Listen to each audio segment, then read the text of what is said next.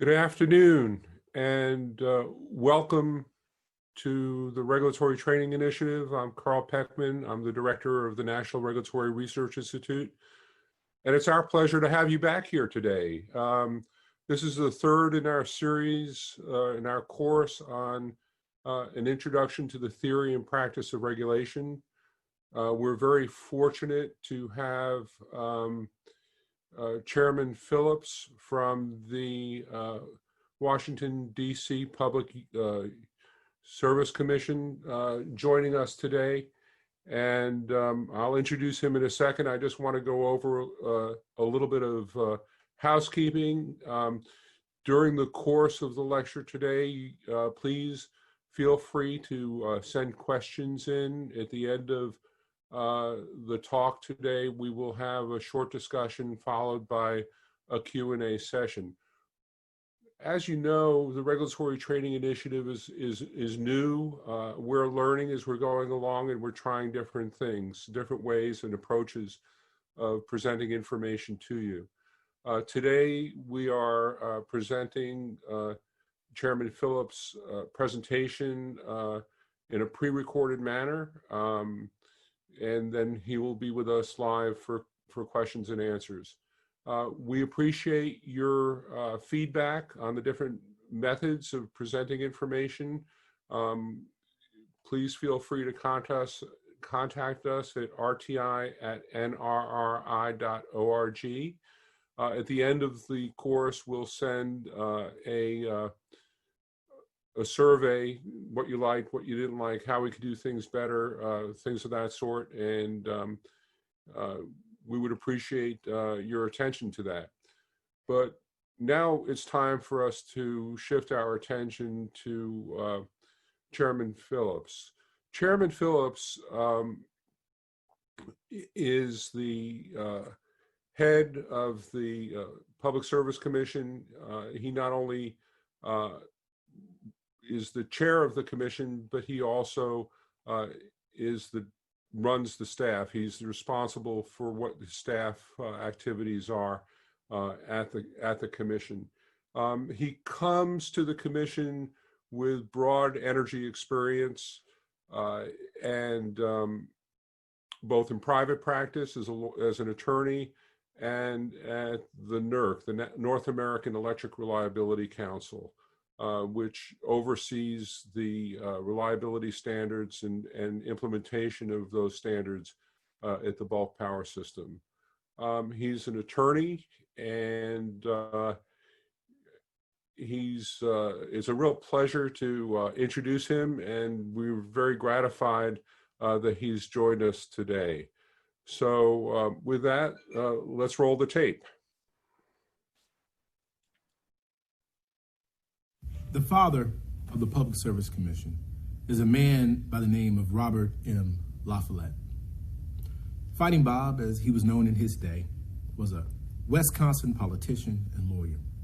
And in 1905, he was the governor of Wisconsin and signed into law one of the first pieces of legislation to establish a Public Service Commission.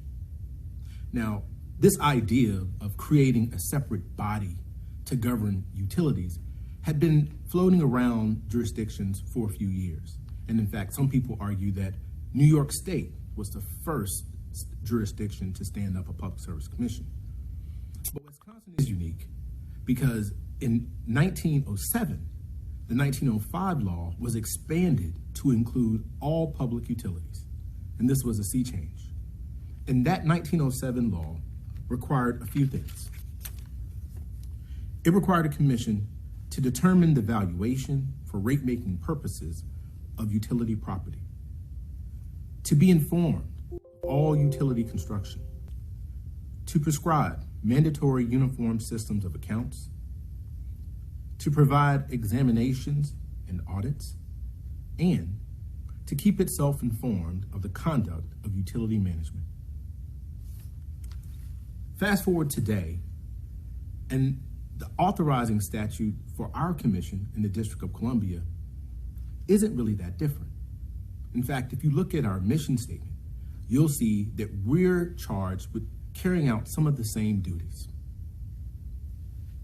And I'll tell you that this is not by accident, because Fighting Bob got himself elected to the United States Senate to represent Wisconsin. And when he came here, he was appointed to the committee that has oversight for the district. And in 1913, he was instrumental in passing the legislation that created our commission. So that's why we call Fighting Bob the father of the Public Service Commission. But we're here to talk today about the products of regulation. So what are the products? A product is really the decision that a regulator makes that will help guide or instruct a utility in order to do what the commission wants it to do, and that is in serving the public interest. The products of regulation really do two things. One, it describes what types of activities a utility can or is required to do. And two, it determines how they're compensated for that service. Traditionally, if you talk about the big groups, the big categories of regulatory products, there are three. One, generation. Two, transmission. And three, distribution. Generation is really the creation of energy, whether it be electricity, natural gas, or even telecommunications. Transmission is the physical transportation of that energy that's created, usually sometimes from a long distance, to distribution centers. In distribution, this is where the local utility comes in. This is the actual work of billing, metering, measuring, entering into purchase power agreements for contracting for power. That is distribution service that happens over local distribution lines. One other important concept to understand from the outset is that in the late 70s, as a result to an energy crisis in the United States, local, state, and federal governments looked to change the way utilities were regulated, and they introduced something called competition. So not only did you have the traditional vertically integrated utilities that were regulated by commissions, policymakers decided that they would allow new entrants to come in and actually compete with these utilities in order to address price concerns, fuel concerns, and other matters. This, for us in the District of Columbia, we're considered a restructured jurisdiction. We no longer have vertically integrated utilities. Instead, we have retail competition. More about that later. The one thing I want you to keep in mind as we move forward, the one thing that has been a constant throughout the 20th century as we developed utility regulation, is the public interest standard. The public interest standard is what drives the work of the commission. It is basically the balancing of all of the interests of all of the stakeholders in any particular proceeding in order to come up with a reasonable determination to serve the public. I break that down like this, the 3 Ps. That's policy, price, and people. It is through the prism of the 3 Ps that we will explore the products of utility regulation. Let's talk about policy. The importance of utility policy is that it is the mechanism by which commissions can guide the activity of a utility, and it helps define the role of the utility in the daily lives of the people, as well as the local economy. Some people call this relationship the principal-agent model. That is, the commission is the principal, and the utility is the agent. The commission directs, usually through orders, a certain activity that they want the utility to do in service of the customer. Now you may ask yourself, why would a utility, especially a private utility, ever subject itself to the authority of the commission? To understand that, I think you have to think about the regulatory compact. The regulatory compact is really where you have a franchise that is granted to a particular utility to provide monopoly service in a jurisdiction. Now, in exchange for this grant of a franchise, the utility then agrees that it will not exercise monopoly power over its consumers. That is, charge the highest possible price that you can, that the market will bear for the service that you provide your constituents or your consumers. And there's one more important part. If you do all this under the regulatory compact, the commission will allow you a guaranteed rate of return for your service. It's a sure bet for the utility. So that's why the utility would agree to be governed by a public service commission. And under this traditional regulatory model, it is based upon a system of centralized generation that's usually fossil fuels or nuclear power plants that are providing power, energy, whatever service that you have to customers in the distribution area. This is done over power lines or pipelines. And what you call this whole system is the grid, the energy grid. Now, the Public Service Commission has a say in how this energy grid is built out. In particular, it is a requirement for all commissions to, as we talked about in the beginning, to regulate construction of new power plants and assets. This infrastructure investment is huge. In the District of Columbia alone, we have over $4 billion of infrastructure investment activities going on with our utilities right now. And this same thing is happening all over the country for different reasons. But the process through which the utility is authorized permission to build something starts with a notice of construction. This notice of construction is prescribed in our regulations, and it gives you specific rules, specific items that must be included in any application. This includes describing what you want to be built, the economics of the projects. Also, it may include what the benefit is to the local community as well as the people. The Public Service Commission and its staff will review this application for a notice of construction, and if it decides favorably, it will issue, and this is a product, a notice of convenience and necessity. And once and not until you have this notice of convenience and necessity, can a utility move forward with a construction project. Another related issue to infrastructure investment is interconnection. Now, I mentioned earlier that a lot of jurisdictions are restructured and we allow competition. So interconnection standards is really the process, and this is approved by the commission. It lays out the technical, procedural, the rules, the pricing, everything that's involved with a customer or a generation facility connecting to the electric grid or the natural gas grid. There's also telecommunications interconnection standards as well. Quality of service standards is another policy consideration for commissions. Commissions, they generally have quality of service standards to ensure that the service that is provided is safe, reliable, and it also meets the standards for whatever the Public Utility Commission sets for its jurisdiction. Utilities are generally required to file either quarterly and or annually reports detailing how they comply with these quality of service standards. This also includes, again, telecommunications, natural gas, and electric service. Under telecommunications, they actually can have quality of service standards even just for emergency 911 service, as well as local landlines, although generally you will not have a Public Service Commission have quality service standards for broadband.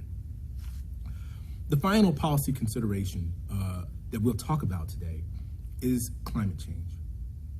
Many jurisdictions recognize that climate change is real and that we have taken steps, both legislatively and regulatorily, to address the long-term impacts of climate change on our constituents.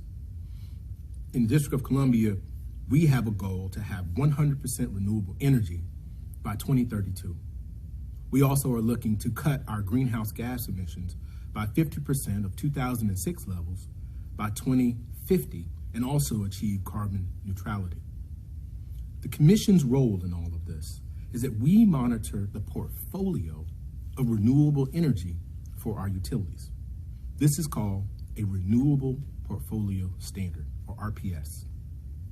And under this regulatory scheme, you have specific renewable energy resources that are detailed in the regulation. And they're usually something like solar, wind, geothermal, and they can be different tiers. And you phase them in percentage-wise over the horizon of like 10 years. Public utilities are then required to certify that the required percentage, say 25% or 30% of their utility mix, comes from renewable resources.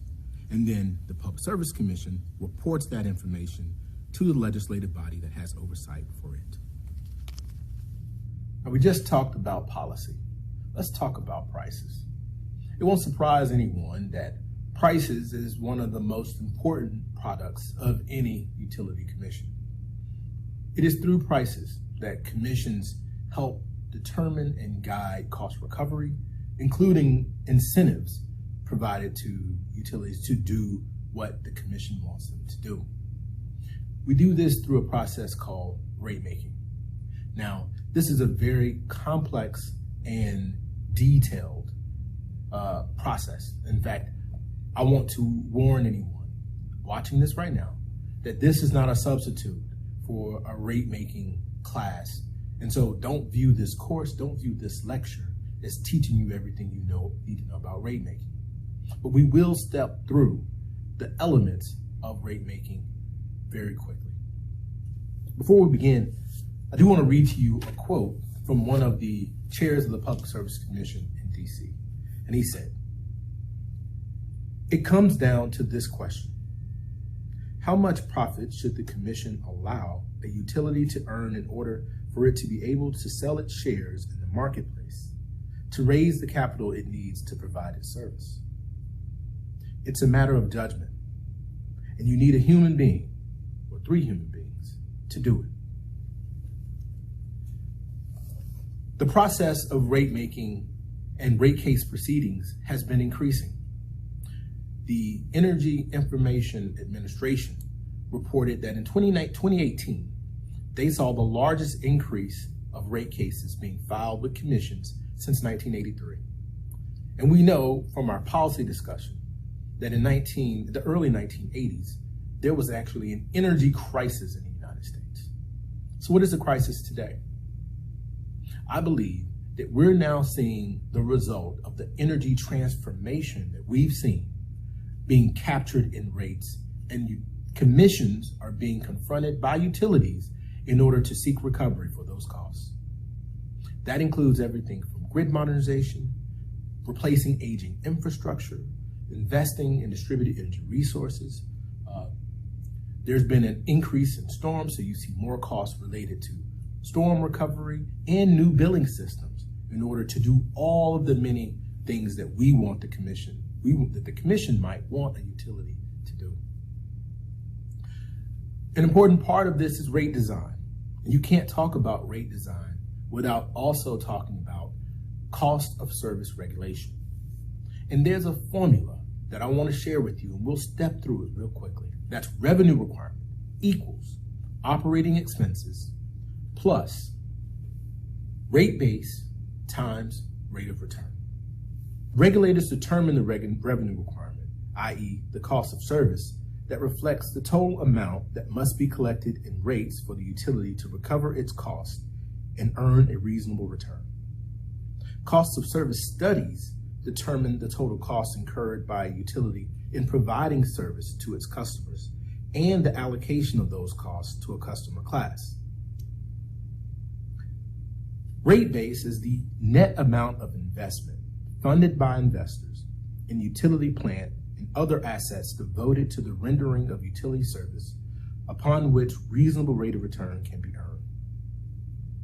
The rate of return is the percentage rate which the commission finds should be earned on the rate base in order to recover the cost of capital.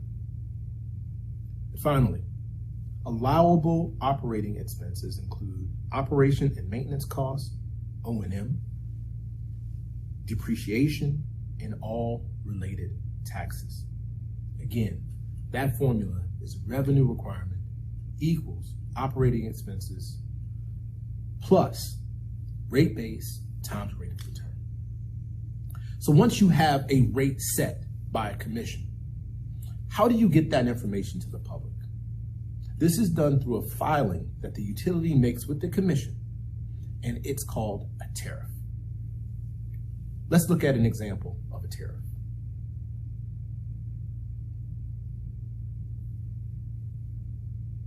A tariff lays out the terms and conditions of service and commission reviewed filings. Again, this is like the price tag that you put on what the service of a utility will be. Now, once you have that price tag set, there are other different rate making tariffs, or for instance, a time of use tariff is a certain type of tariff, and that comes under the umbrella of dynamic pricing. So dynamic pricing essentially sends a signal to the customer to tell them when you want them to use energy. And at all times, you want to make sure that the system is balanced, that you have supply that meets demand. And so if you think that you're going to exceed your supply with the demand, you may want to tell someone, for example, who has an electric vehicle, that you don't want them charging that electric vehicle at the peak, in the middle of the day, when everybody's at work. You may want them to do it at night when everybody's asleep. And so you make the cost for charging an EV higher at the peak and cheaper when there's a surplus of supply. Another price consideration is energy efficiency. Energy efficiency is, you've heard the saying, the cheapest megawatt is the one that you don't use. And so commissions realize that utilities earn their return basically on building larger and larger facilities, plants, and assets, and charging for more and more volume of service. But during the 1970s, the policy considerations wanted to limit how much the economies of scale for building larger plants had exhausted. So we need to look for alternatives to building new plants. At this point, commissions turns to energy efficiency. And there are really three different things that commissions like to do to encourage utilities to do energy efficiency. The first one is to separate how utilities make money from selling more energy. This is called decoupling. You separate the motive to have profit from just selling more energy. The next thing you want to do is make sure that there's a mechanism for utilities to recover the cost that they invest in energy efficiency, to make sure that that is taken into account. The last thing that you want to do is make sure that you provide the proper incentive for utilities to, in fact, go out and sell less power and to create opportunities for energy efficiency. In the District of Columbia, we actually set up a third party to handle almost all of the energy efficiency work in the district. It's called a sustainable energy utility. And this is a contract that's set up through a utility that goes out, and they have benchmarks, they have metrics that they have to hit every year to help us improve our energy efficiency and improve the reliability of our system. You also have to take into consideration discount programs. You have low-income discount programs, you may have senior citizen discounts, or even for disabled citizens. These are very important ways through pricing that we're allowing utilities to help consumers who may need a little bit of help. There are also different alternative forms of regulation. You've seen this for some time in places like Hawaii and also in the District of Columbia, where we are looking at a performance-based rate-making proceeding right now. And I won't go into the details of PBR, but I will tell you what experts say. It could be a way to further incentivize utilities to do the things that you want them to do as a policy matter, That includes grid modernization, renewable energy resources, all of these types of new and innovative ideas. PBR is a way to achieve that. Now, we've talked about policy, we've talked about pricing. Let's talk about people. When you mention people in a regulatory context, what you're really talking about are the stakeholders, in particular, the stakeholders of any proceeding. That includes a public advocate, Office of People's Counsel, the legislature, the Attorney General, the parties, businesses, residential customers, everyone who's impacted by the products that we've been talking about are included in the people. But the thing I want to focus on is the consumer. And consumers are not only just people who consume energy.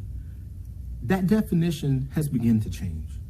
You now have something called a prosumer, someone who not only consumes, but produces their own energy. 20 years ago, it was the most unusual thing to see solar panels or PV on the rooftop of a home. Now it's becoming more and more commonplace. And that creates complexities for the Utility Commission as they govern the work of the utility. Now, I mentioned solar power because renewable generation and penetration can be a very big deal when you talk about people. You have products such as net energy metering and community solar. These are relatively new mechanisms that Utility Commission can use to encourage people to have solar power.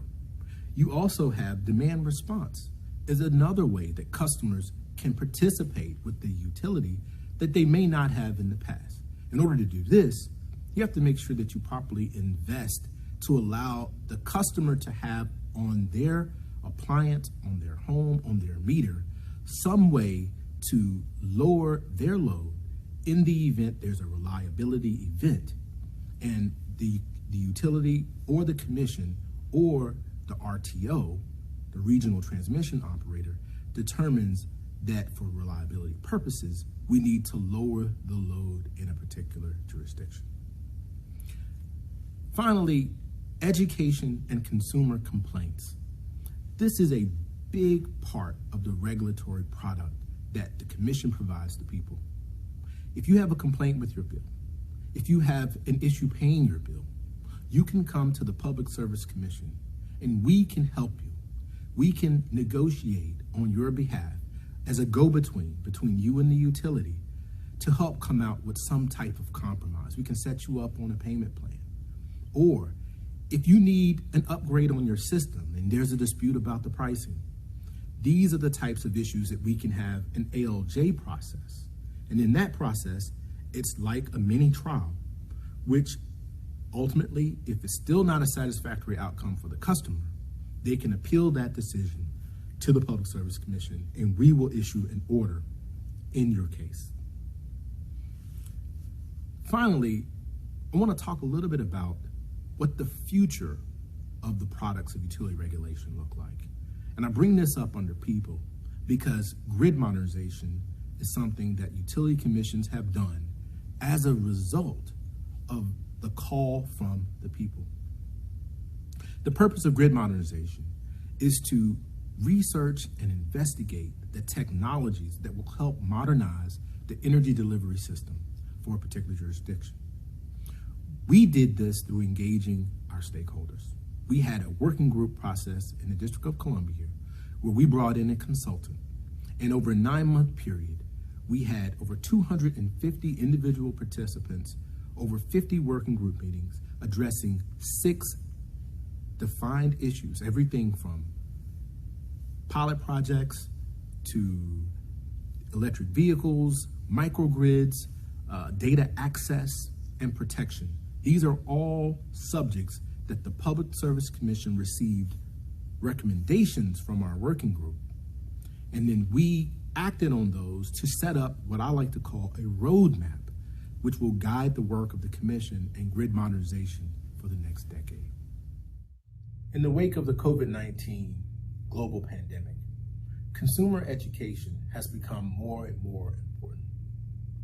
At the Public Service Commission of the District of Columbia, we've launched several campaigns. Chief among them is the Here to Help DC campaign. This is a coalition of district agencies that govern constituents that involve energy. In the Here to Help DC campaign, we're trying to see around the corner. We're proud that our legislature stepped in early on to put a stop to all disconnections and any fees related to non-bill payment. But we also realize that there are many people hurting right now. And so when it comes to the end of the moratoriums, we're looking at what resources are available to help those people that may be in financial trouble. We're also looking to make sure people know their rights, that they know they can't be disconnected during a global health pandemic. And we're out in the community giving people tips on how to conserve energy, as well as what they need to do if they get in trouble and how to negotiate with their utility. Other campaigns that we have to educate our consumers include our Fight Utility Scams campaign.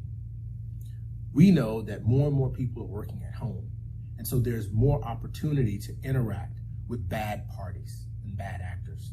These folks are trying to do one thing and one thing only, and that's separate your consumers from their money.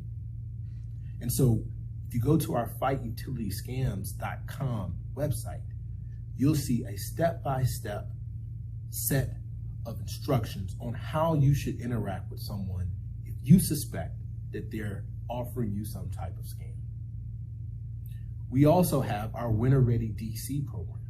This is an annual program where we work with community leaders to make sure that they have information they need to relate to their constituents on how people can prepare their homes for winter, how they can also save money, and some of the discount programs that are available to consumers.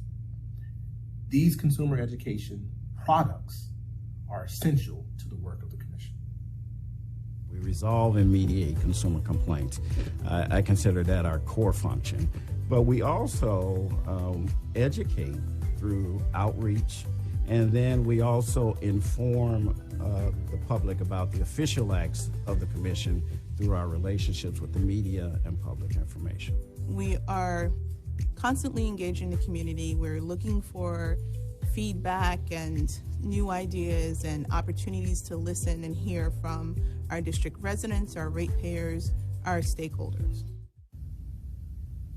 So, to conclude, when you think back to 1905 with Fighting Bob, when he set up one of the first utility commissions, there's no way that he would have known that we would still be using the framework that he set out. But the truth is, if there wasn't a Public Service Commission, you'd have to invent it, because it is the Public Service Commission that stands at the intersection of what the utility wants to do, what consumers want to do, and what is prudent. Thank you for your time. Thank you, Chairman Phillips. That was really interesting, and I really appreciate you're discussing the products of regulation, because we don't often think of regulation as having products, but how those products of regulation are leading the transformation of the industry, and in particular the electric industry.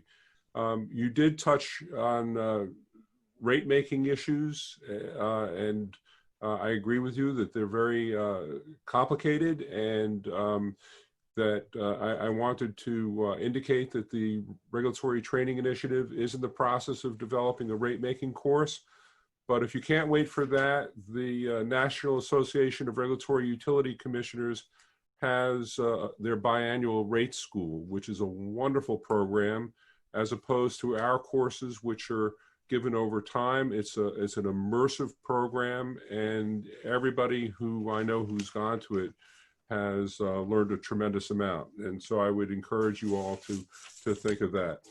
I'd like to just ask you very quickly, when we talk about policy and regulatory policy and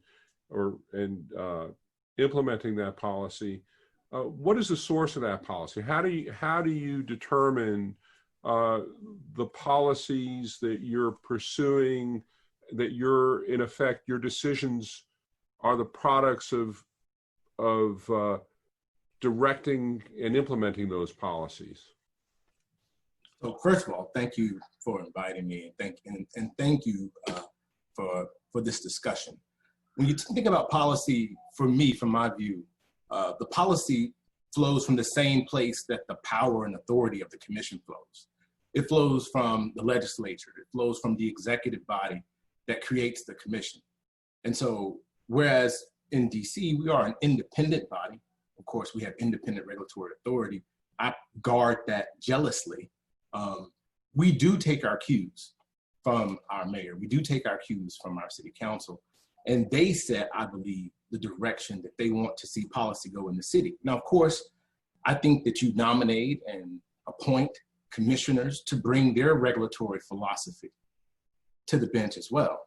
And so I think that, you know, if personnel is policy, that the commissioners themselves is another place where the policy comes from. But the other thing I would add is it's really from the people, the constituency. They elect the executive who makes the appointment, or they elect the commissioners directly. And so that's why I say when you think about something like grid modernization, that comes from the people, because this is what is driving that discussion. They're the ones who want to see that policy activity take place. So that would be my general answer to the question. Well, thank you. And you also started talking a bit about renewable resources and the role of the Regulatory Commission in terms of developing renewable resources. I think that, in a sense, you focused a lot on the rate issues associated with that, but it seems to me that there are other areas, for example, interconnection, and that, in effect, what DC is being very successful at doing is having those future needs of the system driving the kinds of investment activity that you're evaluating. Is that? Yeah, I mean, I think that you're right. When you talk about driving investment, you're really talking about incentives. Is that what your question is about? Yeah, and you're creating incentives for, and you're determining what utilities can do and what third parties, independent merchants, for example, can do as they enter into the system. Right. I mean, I think as a general matter, again, all of regulatory policy and the products that we talked about, it's the principal agent model that I mentioned just briefly. And I know you like to talk about, Carl. The commission is the principal. I've been known to talk about it, yeah. Yeah. And the utility is the agent. And so you're doing all of, it's almost like a cycle when you're doing everything for the benefit of the customer. So you're absolutely right. It's about sending the right signals to the utility to make sure they do what you want them to do. Terrific. And so we have a couple of questions from the audience. Let's ask them. One is about the word prosumer, and whether or not that's a widely used term. I know it's increasingly being used in the electric industry. Do you have a sense of that at all, or? I think that it's a term that's coming into prevalence. I think I do a lot of research. I do a lot of studying. Sort of, I want to be not just backward looking, but forward looking. If you look at some of the studies, if you look at some of the polls that have been taken, 7 out of 10 customers say they want some form of their electricity mix to come from renewable energy. 2 out of 3 people expect to have some type of policy concern regarding climate change. I think that desire, that what the customer wants, drives policy. And so when it comes to the idea of a prosumer, in DC, we're going to 100% renewable energy by 2032. There's no way that we can reach that threshold without prosumers. And as you see those types of policies grow, I think there are more than a dozen states now that are looking to go to 100% renewable energy. You're going to see this issue of a prosumer pop up more and more. Okay, good. Now, this is an interesting question that I think that goes into a bit of the history of the commission in terms of which is what's the role of the federal government with respect to the DC Commission, and how does it differ from other state commissions? So it's really the same. I mean, you know, we're a city. We should be a state. Contact your legislature on that, your congressman on that. But our relationship to FERC is just like every other commission. FERC regulates wholesale activity. The bulk power system is a part of what FERC does. And states, we deal with local distribution issues. It's still the same. I actually have a personal close relationship. I try to make sure that when they send out an invitation that the Public Service Commission of DC, that we're represented and that we're there to testify, but there's no difference. Okay, good. Here's another that you mentioned quality of service. Has the commission considered implementing quality of service benchmarks for its natural gas utilities? Yes, and in fact, we do have quality service standards for our natural gas utilities. I think related to that is our compliance program. And I like to announce for the 5th year in a row, just this week, our compliance and safety program got a 100% rating from PHMSA. So it's something we take extremely serious. I think that of all the work that I do, the thing that keeps me up at night the most would be the potential for some type of natural gas accident. I know we've seen in a number of places around the country and around the globe. But that's something that you have to take serious. That's one of the reasons why we have advanced pipeline replacement programs. We call it Project Pipes here in DC to address some of these issues of gas leaks. But turning back to the question of gas standards, we certainly have those standards in the district. Okay, this is an interesting question, which is, why are individual consumer complaints handled by the PUC rather than the consumer advocate? What are the pros and cons of separating individual consumer assistance from broader consumer advocacy? I think that's just a legacy issue more than anything else. That's the way we have it set up in DC. We, of course, have the advocate involved in all of our cases. They're welcome in anything that we do. Every proceeding that the commission has, the public advocate is automatically a party to it. So it's not like they're excluded from the discussion and conversation. I think the way we look at it is that it's a dispute with the utility.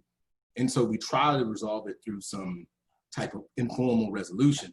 And if that doesn't work, then it's escalated and actually the commissioners will sit in your case. I think that's a bit unique from a lot of jurisdictions. And we issue a commission order. And some of those have actually gone on to appellate courts here in the district. We're very formal here. It is Washington, after all. After all. So what is the DC Commission considering with respect to decarbonizing the heating sector or the building sector? So we hear a lot of information about that. We have a bit of an issue here because there's a pending proceeding. We actually had a merger take place with our local natural gas company. And part of the terms and conditions of that merger is that the company would develop a climate change action plan. And the commission now has that before us. So I'll just say that I'm aware of the arguments on both sides. I'm even aware of the arguments that we should move to ban or transition completely away from natural gas. That natural gas is not a bridge fuel, if you would. It's not a bridge fuel to decarbonization, that actually we need to eliminate it completely. And some jurisdictions, many jurisdictions around the country are doing just that. Okay, let me just double check. Does the District of Columbia allow community choice aggregation? Yes, absolutely. You mean like community solar, I think is what you're talking about. Yes. Yes, we have a community solar program. It's a subscriber program. If you live in a jurisdiction where you may or may not have access to quality renewables, that you're not in the right location, you live in an apartment building, you can subscribe to a community solar program. That's something that we're very proud of. We were one of the early actors, I believe, in that area. Okay. How does the DC Commission value? You're really getting it from all sides here. I really appreciate how and I think that what it does is it really, demonstrates just how broad the scope of what regulation is, and how really, how interesting and exciting it is. Not everything, cost of service studies are, I know, never talk about a cost of service study at a dinner party unless you want to see the person next to you, put their head in the soup. It's always my go-to. So how does the DC Commission value non-energy benefits, such as emission reduction or equity impacts associated with utility investments, when reviewing their reasonableness and prudence? It's interesting. Our jurisdiction actually passed a Clean Energy Act in 2018 that changed the mission of our commission. We're now required to consider global climate change and the impacts of our public climate commitments in every major decision that we make. And so the commission, we're in the process of developing really some metrics, some hard metrics that we can use to sort of backstop what I think we already do, which is evaluate environmental resources and everything that we do. But we're looking at a way to hire more staff. We also just recently, we're about to release an RFP for a study to look at the value of some of these types of environmental tools. So that's something. We also had our Office of People's Counsel. They did a value of solar study to help us understand what some of the societal benefits are of that particular element. So it's something that we take serious. We're looking at carefully. We're figuring it out, to be completely honest with you. Great. So many states have representation in the regulatory process of attorney general's offices and offices of people's counsel. Could you just briefly maybe enlighten folks as to what their particular role is at the commission, and because they are part of the city government? Yes, absolutely. So the actual city government, they are a customer. They are a party to our proceedings. So they're a big customer. They have streetlights and all of those big things and functions that a city or jurisdiction will have. The attorney general participates as a party. They actually can represent the city separately from the actual city customer function. Our public advocate, they are a statutory party. I mentioned that earlier. They represent the interests of the actual ratepayers, and in particular in DC, the focus is on commercial and residential ratepayers. Other parties, we have AOBA. They represent some of our office and apartment building tenants and owners. This group of customers, really, they represent the large customer perspective, the business community in DC. And I think that rounds out the sort of traditional parties. We have utilities, of course. If you have a rate case for the natural gas company, you might have the electric company intervene, be a party in that. DC Water, our water utility for the district, they are not regulated by our commission. There's a separate body. It's an interstate system because we cover DC, Maryland, and Virginia for water. So that's separate. But they'll also intervene and be a party to our proceedings. Okay, well, this question is a good question, but I hopefully not too unfair, which is on the electric side, what keeps you up at night? Ooh, so I think my background, I come from NRRI and North American Electric Reliability Corporation. And so I view a lot of the electric issues through the prism of reliability. And so when you think about having some type of event that takes out a big portion of our grid, a big portion of our city. And it takes a long time. And thankful, I'll knock on wood, we haven't had a lot of that since I've been involved with the commission. But way back in 2010, the derecho hit the East Coast, and it knocked out a huge part of upper Northwest, in particular in the District of Columbia, where they were without power. I had someone living in my house for 2 weeks because their wife was pregnant. We didn't want them in the summer heat alone. But so what the city did, though, to address this reliability issue, we came together with a really innovative public-private partnership where we have the utility, the district government, as well as ratepayers funding $1 billion program to underground some of the most vulnerable feeders in our city, some of the most vulnerable feeders in neighborhoods with large trees. And so now when a tree falls and makes contact with a line, it won't knock out an entire neighborhood. It may just knock out a couple houses on the street. But that's one of the things that will keep me up at night. It's just reliability. And I think what's important about what you just indicated is that you have a process of grid modernization where you now have electronic controls in the system or sensors in the system that can identify with more clarity problems that you have and isolate them and help the system what was early on in the process called self-repair. That's right. I mean, we're looking at those innovations to put them on the lines as we look to underground them to make sure that we can improve our response. Also, a lot of places, you still have to call your utility to let them know your power is out. They don't know that your power is out. So in DC, we have 100% deployment of AMI meters in the district. So now the utility is aware if you're out. Of course, we still encourage people to call, but it's those small things that can help.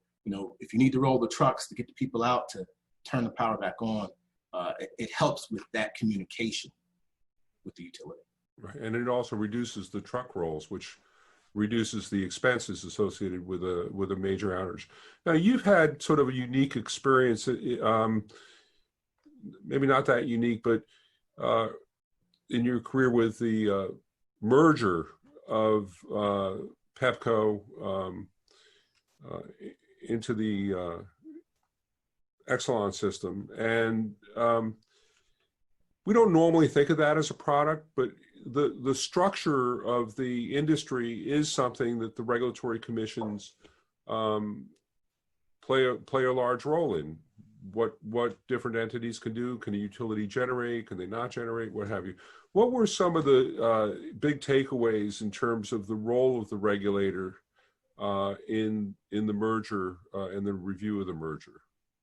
I think increasingly we're seeing more and more mergers as companies seek to have greater and greater economies of scale to improve, profit, as well as some utilities are just really good at running utilities. And so they're looking to expand that local distribution service piece, especially as some of the generation parts of the business have become more and more risky. I understand those are the motives, I think, that drive some of the mergers that we're seeing. The commission's role, I think before we had our very long proceeding that went over 2 years, we had already seen other jurisdictions take a more active role in mergers and acquisitions. I think that for a long period, it was something that was viewed as long as there's a tangible benefit for the customer, it's not something that utility commissions really look to analyze or step in to stop too frequently. Our commission at the time of our merger proceeding took a different view, and we looked into this deal very closely. All of our neighbors around us, everyone that was in the PHI Pepco footprint approved the original deal. FERC approved the original deal, the SEC, and then our Public Service Commission said, not so fast. We had some concerns, and everybody went back and scrambled back to the drawing board, back to negotiation table, and came back with something that I thought was a much better deal that was more in line with what our statute requires us to do when we review mergers. We've had, I think, 5 merger proceedings in DC in the past 40 years 2 of those have been in the past 3 years. So I think that's just an example of the pace that has picked up with regard to mergers. I never thought that I would know this much about that topic, honestly. Well, and we appreciate the fact that you did, and the fact that you had the merging parties sharpen their pens and pencils. As a customer in DC, I thank you for that. What kind of programs do you now have in place, or do you have programs in place to promote demand flexibility and load shaping as distinguished from peak load reduction and load shedding? We do have a few programs. We've had, honestly, I'm going to be honest with you, we had limited success in rolling that out on like residential customers. So there was a program that, you know, we just really wasn't getting the response that we wanted. Of course, we participate with PJM. PJM helps provide, they actually, you know, that's where the funding comes from for these demand response programs. So it's something that I'd like to see more of, honestly, but there's going to have to be an education component. And this goes across the board for all of our, you know, renewable energy programs, even our low-income discount programs. We have a difficult time getting people to sign up for those, even though we have so much need. I don't know now in the wake of COVID-19, we might not have that same problem, because I believe that we're going to see a significant amount of our customer base who are going to need financial help. But customer education is key to rolling out any of those programs. Okay, I think we have time for 2 more questions. From a reliability perspective, what is the Commission's role in policies for diversity of fuel sources? So when you talk about diversity of fuel sources, I believe you're talking about, is this renewable portfolio standards? Is this what the question is? Well, I think I think it's more of a combination of, you know, all the above versus renewable portfolio standards. Do you have a requirement that so much be fossil, but you seem to have a 100% renewable requirement, as opposed to, and some states have 100% zero carbon requirement. There's a little bit of a difference between those two. So right, we're looking at a 50% carbon reduction and a 50% reduction in our greenhouse gases according to 2006 levels. All of this should be done by the year 2050. We think that that's the goal that our council has set. And we're definitely doing everything we can to promote and encourage our utilities to hit that number. We also have a district office of energy and environment that's equally involved with those discussions and setting those plans. And so we work collaboratively with them on those goals. Okay, well, thank you for that. The final question is, will companies be able to recover lost revenue related to COVID-19? That's a great question. As soon as we had the moratoriums go into effect in the District of Columbia, we moved swiftly to set up regulatory asset treatment for our utilities with regard to COVID-19 related costs. And the way that works is it's not a blank check. There's a process that we included in our order. We, of course, will have a prudency review at some point for those costs. Utilities are required to track the incremental costs involved with COVID-19. If there are any types of offsets that come into play, if the federal government takes action to give some type of relief, those will, of course, not be funded by the customers. And lastly, I think we have to make sure that we look closely at the time period for COVID-19 related costs to make sure that, once the emergency is lifted, that we're not giving regulatory asset treatment for something that is beyond the prescribed time. And that's the way that's going to work in DC. Well, I really appreciate your taking the time today, and for everybody who's been attending the class and will attend the class in the future via download on YouTube. This has been terrific and really very informative session for us today.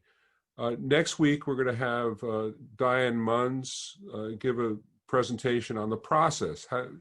Today we heard about what we're producing. Next week we're going to talk about how we produce it, what the regulatory process is like.